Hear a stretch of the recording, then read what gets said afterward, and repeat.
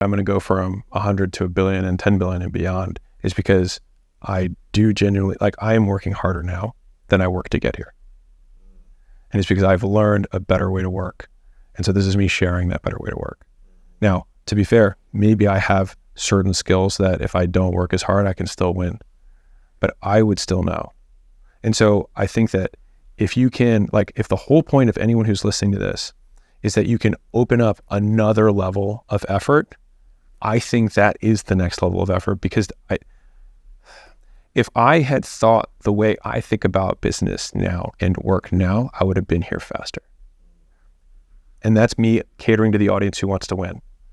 But I'm saying I would have become who I am faster. And I think that as a result, I would have evidence that would support that for the court of public opinion. But for the court of Alex,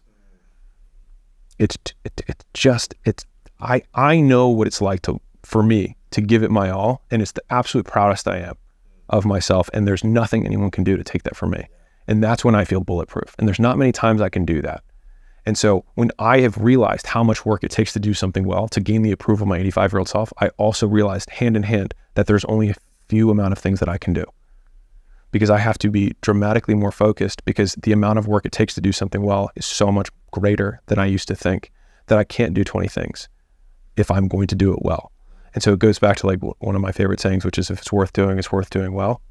And the thing is that most people focus on the back half, but I think it's focusing on the first. Like, most things aren't worth doing. If it is worth doing, then it is worth doing well. Cut out the things that aren't worth doing. Right, so that you have all of the energy to actually give your all to something. And I would say this is that most things aren't that hard if you really try. It's that most people don't know how to try hard. They don't have the skill to try hard. And so the number, I mean, you probably know the stat from the podcast world, right? Which is it's 90% of people only upload one podcast. Of the remaining 10%, 90% of them don't make it past 20 uploads. So to be in the top 1% of podcasters, you have to upload 20 podcasts. Right. It still may not be successful. Yeah. You still may get downloads, but you're doing a lot better than the other 90%, 99%. The price for excellence has never been so cheap. Yeah. It's showing up consistently.